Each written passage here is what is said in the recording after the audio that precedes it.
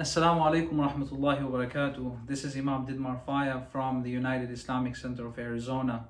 In the absence of praying together with you, doing the Friday prayer and delivering the Friday Khutbah, I'm trying to send this message so this can be a reminder for our obligations that we have in our deen, but also it is a way that we're going to establish the communication with you so we can remind you about community updates or connect with you when it comes to our community updates that we have from our administration. The message of the Friday to our beloved community members is to remember the responsibilities and stay on top of our main responsibilities without being diverted from them. What do I mean here? Is that we have certain responsibilities as believers. We know that our objective being in this world is not for us only to work or to sleep or to entertain ourselves or to simply cruise around or to simply waste our time, as they say, it killed the time. But our main objective in this world is to fulfill those requirements that God has obliged us.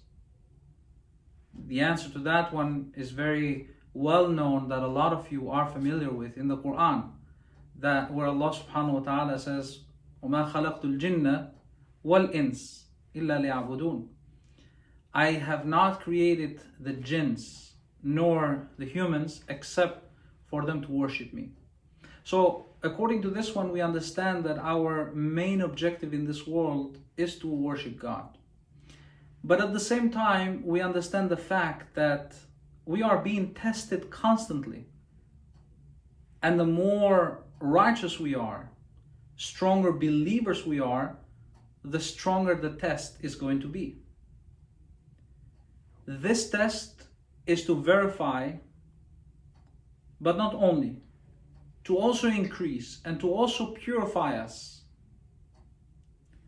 For example, if there is a disease out there, which is the case nowadays with the corona disease or coronavirus outbreak, a lot of people, they may be in a state of fear and anxiety.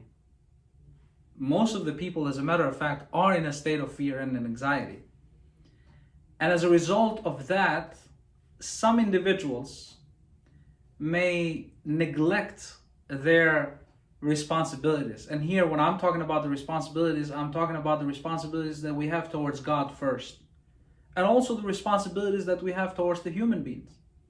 Because God sent us in this world to worship Him, and a part of that worship is that we're also there for the other human being.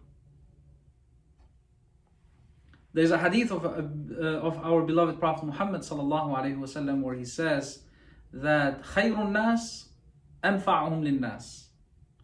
The best of the people is the one who is the most beneficial to them.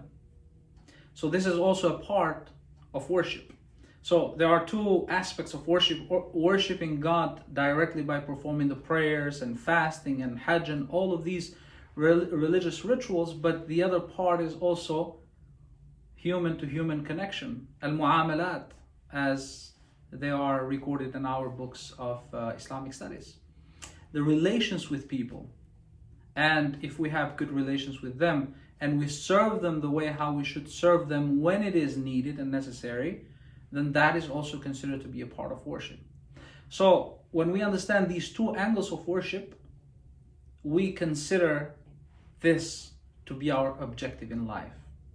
And anything else that comes, whether it is fear, whether it is a disease, whether it is a poverty, whether it is whatever it is, it may affect us to a certain point, but this should not drive us away or disconnect us from our main responsibilities or from our main objectives in life.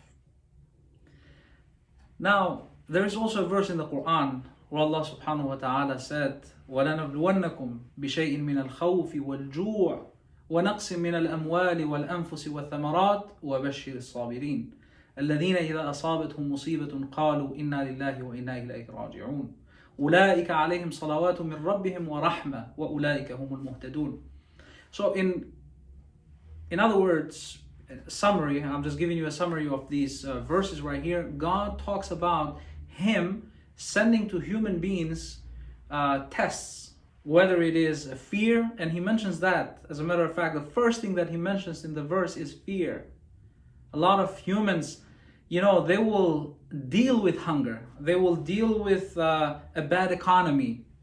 But when it comes to fear, even if you have money, even if you have an excellent economy, fear is going to be a great obstacle from a person, to live a normal life.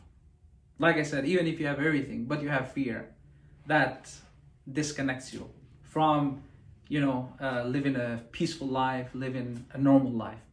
So God mentions this. We are going to test you with fear. We're going to test you with poverty. We're going to test you by removing away from you people, your loved ones. But give glad tidings to those who are patient. And later on it describes the quality of those who are patient by saying that those are the individuals who الذين إذا أصابتهم مصيبة, those who, when a test or when a trials falls upon them, they say that we belong to God and our return is back again to Him. In other words, we are connected with our objective, which is God. And we also recognize the fact that we're going back again to Him. In other words, what we are witnessing in this world is not going to be permanent. It's going to be temporary. Our permanent place is the hereafter. We come from the hereafter, we go back again to the hereafter. So again, we are focused on our objectives in life. We're not focused on these other things that are meant to be there, and they're meant to, keep us, keep us away from the main objective. So the believers, as I said again, they are focused on their responsibilities, they are focused on their objectives. In a different surah, in Surah Al-Ahzab, Allah subhanahu wa ta'ala, He talks about, again, the character of those who are firm believers. And He says, رِجَالٌ لَا تُلْهِيهِمْ تِجَارَةٌ وَلَا بَيْعٌ عَنْ ذِكْرِ اللَّهِ وَإِقَامِ الصَّلَاةِ وَإِيتَاءِ الزَّكَاةِ يَخَافُونَ يَوْمًا تَتَقَلَّبُ فِيهِ الْقُلُوبُ وَالْأَبْصَارِ لِيَجْزِيَهُمُ اللَّهُ أَحْسَنَ مَا عَمِلُوا وَيَزِيدَهُمْ مِنْ فَضْلِهِ. Again, this verse talks about great human beings, and it starts with the word rijal, which here it's not necessarily representing man only, but it stands for great individuals, great human beings. The trade, buying, purchasing, whatever the case may be, does not take them away from the remembrance of God, does not disconnect them from the remembrance of God, and does not disconnect them from performing the prayer, does not disconnect them from giving the zakat. And these are all essentials, responsibilities that we have in life. Performing the daily prayers, and also giving the zakat when a person is able to do so. يَخَافُونَ يَوْمًا, they are afraid. They are afraid of a day when the hearts and the eyes are going to tremble. So God can reward these individuals with the best of the rewards, with the best of what they used to do. And He's also going to increase on top of it from His grace. So on top of these rewards that He's going to give to these believers who did not become disconnected from the prayers and did not become disconnected from these essential responsibilities, as a result, they're going to have these rewards. And on top of those rewards, they're going to have the grace of Allah subhanahu wa ta'ala as well. So these are all reminders for all of us to go back again and to value things that are there to be valued, and not to put fear as the main objective, or not to have fear take all our life, not to have the conversation about other things that are not essential and taking all our time and then start neglecting our responsibilities. This is my reminder for all of you today. And I want to close it with a very quick story. And this story is about the importance of doing the right thing and not falling into sin. Why? Because during this time, when a person is so afraid of a disease or anything else, as a matter of fact, of this world, that can put a person into a sin. What do I mean by that? Well, when you are spending all of your time focusing on fearful things or focusing on your materialistic world, for example, let's say business. The business is taking all of your time and the prayer is gone, but you're still doing the business. When these other things, they take priority in life, the person can be sinful. As you know, neglecting the prayer or neglecting fasting when you could, it can be something considered to be sinful. Maybe this is not the case in many religions, but in Islam, this is considered to be sinful. So it has great negative consequence. So for us, we have to remember that it is important for us to fulfill these obligations and not to fall into sin. And the story that I wanted to mention to you is a story mentioned in Al-Risala of Imam al-Qushayri, a very beautiful spiritual book. He says there was a man and he was bitten by a tiger. So he had a wound, and some people were traveling and they see this individual laying there, and the person was in peace, was not complaining, was not afraid, was so peaceful, and they are very surprised at this. They go very close to him and they say, "What's happening with you? How come that you are in such a state of peace while you were bitten by a tiger?" And the person who was a sage, one of the awliyas of Allah subhanahu wa ta'ala, he says, "I thank Allah subhanahu wa ta'ala from not making me fall into sin, but making me fall a victim of the tiger." In other words, he was more concerned about not to sin than just simply to be bitten by a tiger. Again, these are the times when such stories can be very relevant and can make us focus on our responsibilities.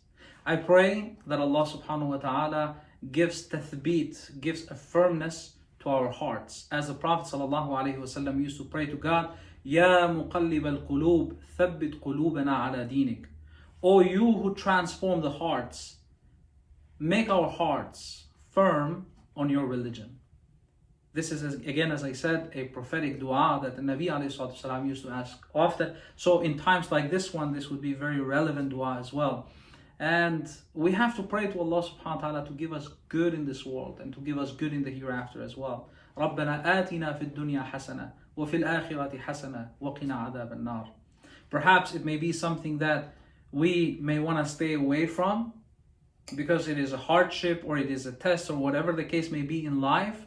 We look at it as very negative and we say like no to this one. But perhaps it may be something that is good to us. Wallahu ya'lamu wa antum la ta'lamun. It is God in reality the one who knows and you do not know. So all I'm asking is, it's good in times like this one to say to God, "Oh God, give us that which is good in this world." Whether we think it is good or we think it is bad, regardless, give us that which is good in this world and give us that which is good in the hereafter and save us from the punishment of the hereafter. I also would ask that Allah subhanahu wa ta'ala makes us among those who live as believers in this world. They give up their soul as believers as well with iman, strong faith, and they are resurrected in the hereafter as believers. Jum'ah Mubarak to all of you. Wassalamu alaikum wa rahmatullahi wa barakatuh.